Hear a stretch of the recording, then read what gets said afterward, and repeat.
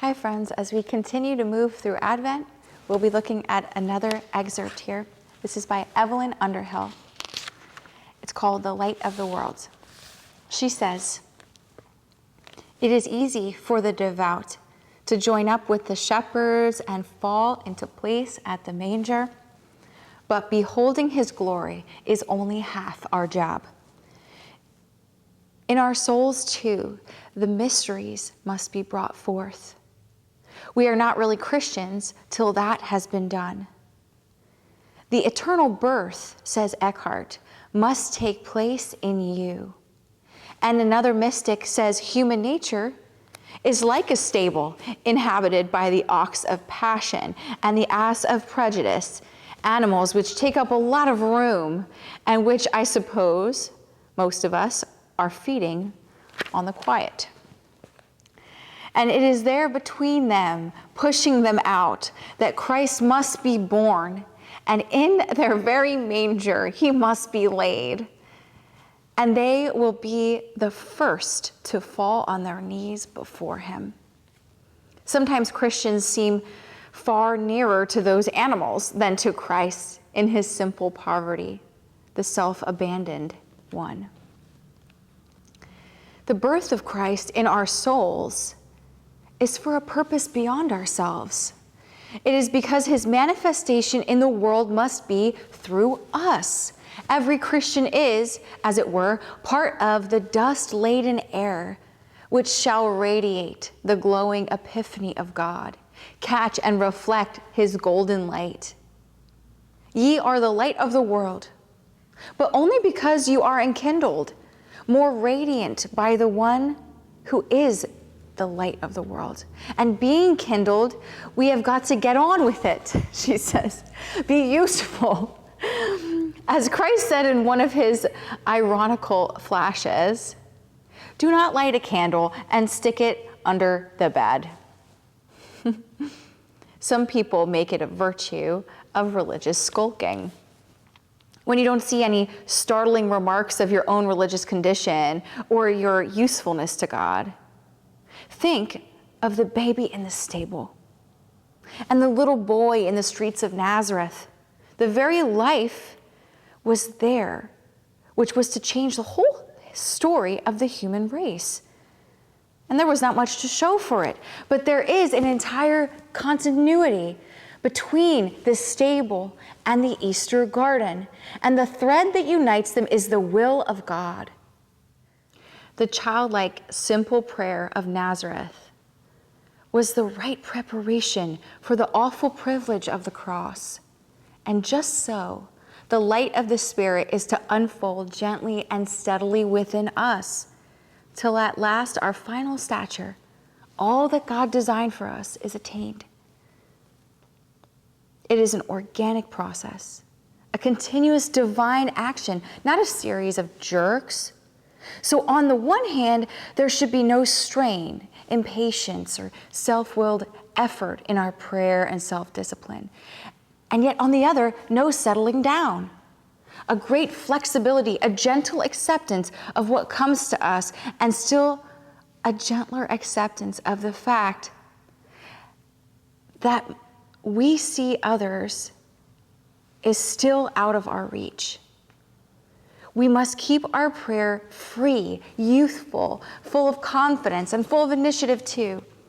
The mystics keep telling us that the goal of that prayer and the goal of that hidden life, which should itself become more and more of a prayer, is union with God. You know, we use that phrase often, much too often, to preserve the wholesome sense of its awfulness. For what does union with God even mean? It's not a nice feeling we get in devout moments that may or may not be a byproduct of union, probably not. It can never be its substance. But union with God means every bit of our human nature transfigured in Christ, woven up into his creative life and activity, absorbed into his redeeming purpose, heart, soul, mind, and strength. Each time it happens, it means that one of God's creatures has achieved its destiny. I love that. My favorite part was about the barn animals, but happy Advent, and we'll see you next week. Bye. Good evening, friends. Tonight I want to share with you something out of this little book that Pastor Taylor and I like. It's called Watch for the Light, Readings for Advent and Christmas. And this short passage is from Madeleine L'Engle. It's called A Sky Full of Children. I walk out onto the deck of my cottage, looking up at the great river of the Milky Way flowing across the sky. A sliver of a moon hangs in the southwest with the evening star gently in the curve. Evening. Evening of this day. Evening of my own life. I look at the stars and wonder, how old is the universe? All kinds of estimates have been made, and as far as we can tell, not one is accurate. All we know is that once upon a time, or rather once before time, Christ called everything into being in a great breath of creativity. Waters, land, green growing things, birds and beasts, and finally human creatures. The beginning, the Genesis, not in ordinary earth days. The Bible makes it clear, quite clear, that God's time is different from our time.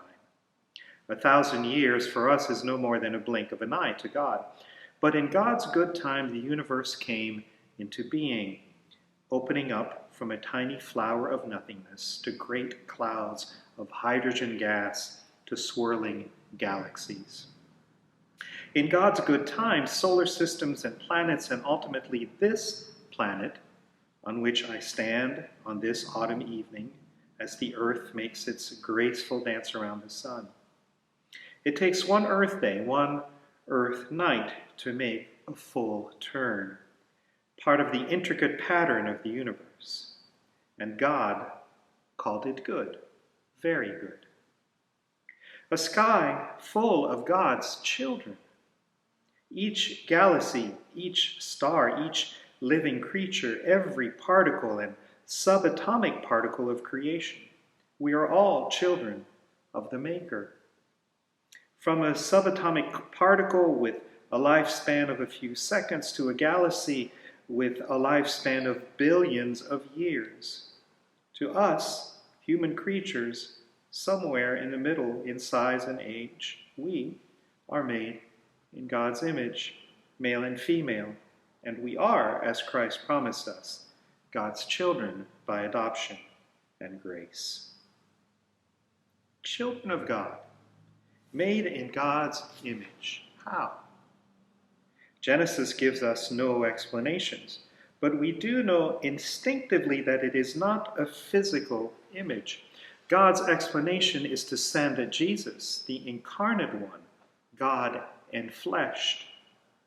Don't try to explain the incarnation to me. It is further from being explainable than the furthest star in the furthest galaxy.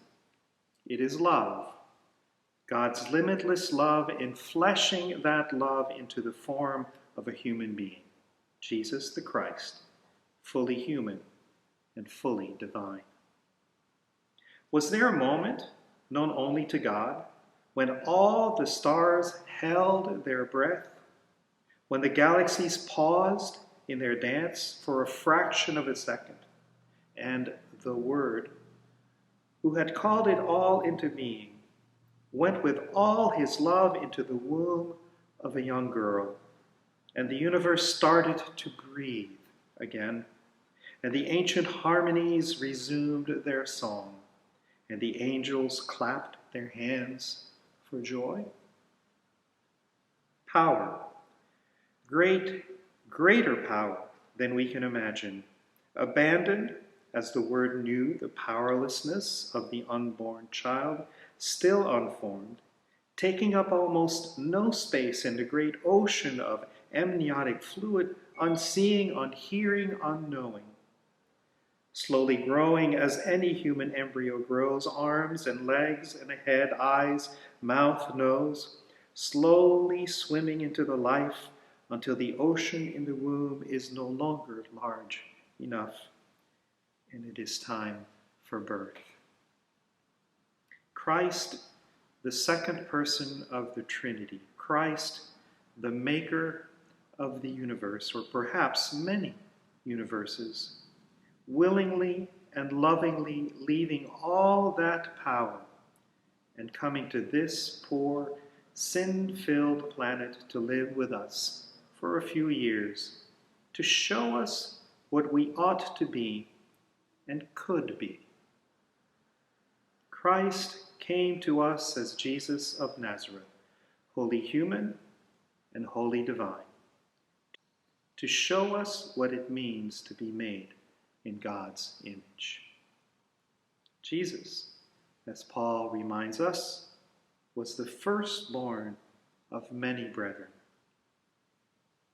I stand on the deck of my cottage, looking at the sky, full of God's children, and know that I am one of them. Blessings this night as we continue our journey through Advent, and we look forward to the birth of love in our lives. Blessings, and I'll see you in church.